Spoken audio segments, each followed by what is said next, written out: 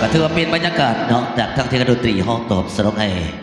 การพิเศษเมื่อกี้ก็เป็นการโซมุกหนึ่งเนาะเสียงบทเสียง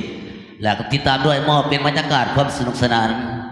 เพื่อเป็นการย่อยอาหารวัดเขาธรรมทานแขกที่มีเกียรติด้วยบรรยากาศ